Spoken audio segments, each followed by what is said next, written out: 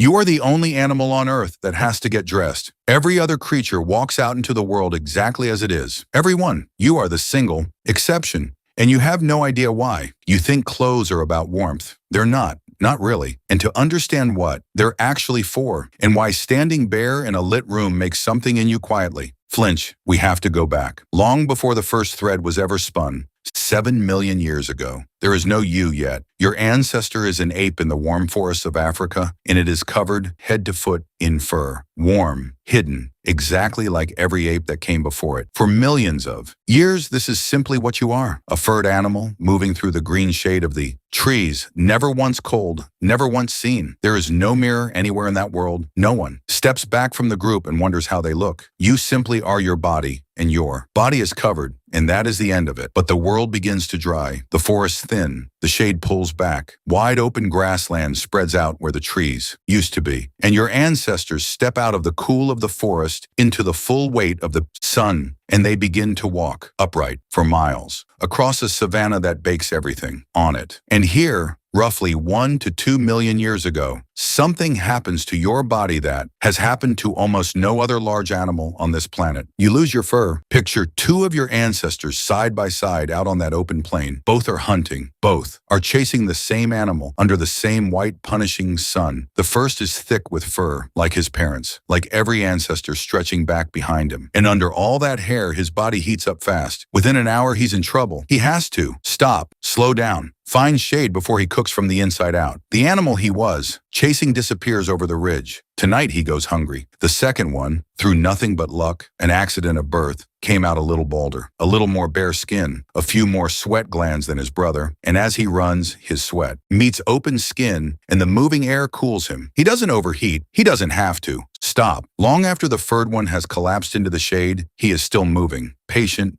cooling, relentless, until the animal he's chasing simply can't run anymore. That night he eats. That night he lives. And one day his children carry a little less fur than he did. Do that for 10,000 generations, and you get an animal that has traded its coat for sweat, a creature that can run a horse to exhaustion under a sun that would kill almost anything else. You, the naked ape. Now, scientists still argue about exactly why it happened. Cooling is the leading idea, but some point to parasites, some to water, some to the strange pull of what early humans found attractive in each other. What they broadly agree on is the when, very, very long time ago. More than 1 million years back, you became bare. And here is the part almost no one ever realizes. After you lost your fur, nothing replaced it. Nothing covered you. Not for a very, very long time. For over 1 million years, your ancestors walked this earth completely naked. No fur, no clothes. Bare skin in the cold of the morning, in the heat of the afternoon, in the driving rain. Entire lives, birth to death, lived without a single thread. A mother held a newborn against her own bare skin. An old man felt the first cold of winter directly on his back. A child learned to run with nothing on it but dust and sunlight. Whole species, countless, generations, naked under the open sky, and not one of them ever thought it strange. Because it wasn't. It was simply what a human was. 300,000 years ago, the first people who truly looked like you, Homo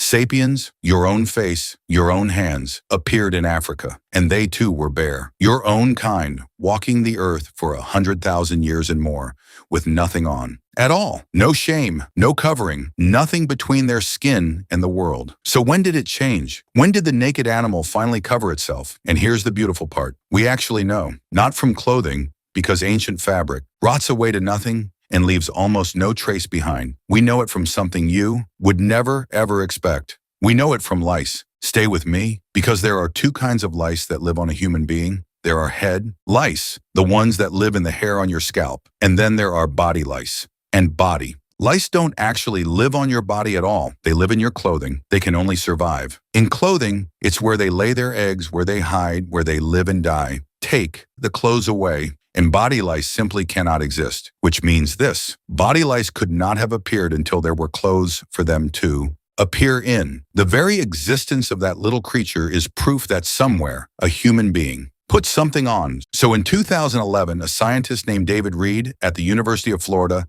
had a quiet, brilliant idea. If you could find the exact moment body lice split away from head lice, the moment a brand new creature evolved to live in the warm folds of fabric, then you would have found the moment, give or take, that humans first started wearing clothes. He went looking in their DNA, 5 years of it, and the answer came back, around 170,000 years ago. Now, the number isn't carved in stone.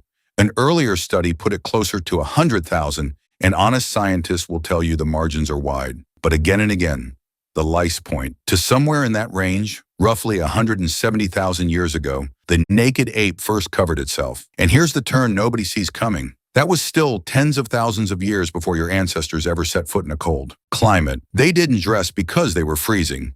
They were still in warm Africa when they did it. They put clothes on first, and only much later did they use those clothes to walk out into the ice and snow and spread across the entire cold face of the earth, which leaves one quiet, nagging question. If it wasn't the cold, what were the clothes really for? Come back now, all the way forward, past the ice ages, past the first cities, past every century between then and this one. Come back to today, to you, and look at what clothing actually became. Because it is barely about warmth at all anymore. Walk through any city on a mild afternoon and look around. Almost no one is dressed to survive the temperature. They're dressed to say something. Every single person you pass is broadcasting, silently all day long. Somewhere across those 170,000 years, clothing became the first technology of identity, the first thing humans ever invented to announce without speaking a word, this is who I am, this is the tribe I belong to, this is my rank, this is what I'm worth. A uniform, a wedding dress,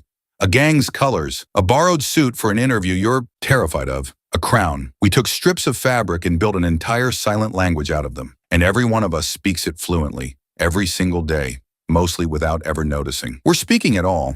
You do it in a heartbeat. You see a stranger across the street, and before they have said a single word, their clothes have already told you a story about who they are, and you have already decided how much of it to believe. 170,000 years of practice, running silently behind your eyes, and it handed you one more thing. Something no other creature that has ever lived has felt, shame at being seen bare. Sit with how strange that is. The wolf feels no shame. The horse, the sparrow, the ape still up. In the tree, not one of them has ever felt the smallest need to cover itself. Only you. Somewhere in those thousands of years, the costume grew so complete, so total, that taking it off began to feel like exposure, like a secret being spilled. The naked animal built itself a second skin to hide inside, and then slowly forgot it had ever been hiding at all. So tonight, when you peel your clothes off at the end of the day, notice for 1 second. What's underneath? The exact same bare skin your ancestors wore for over 1 million years, with no shame at all. The same naked animal that ran down antelope under the African sun. It's still here. It's standing in a warm, quiet room, and it feels, for reasons far older and far deeper than it will ever understand, that it ought to cover up. It doesn't know why. It just feels the pull. The same quiet way it feels hunger or fear or the ache to belong. You were bare for more than 1 million years. You have been dressed for less than 200,000. The costume is the new thing. The animal wearing it is unimaginably old. And every single morning, without a thought, you reach for the costume and you put it back on and you step outside to be seen.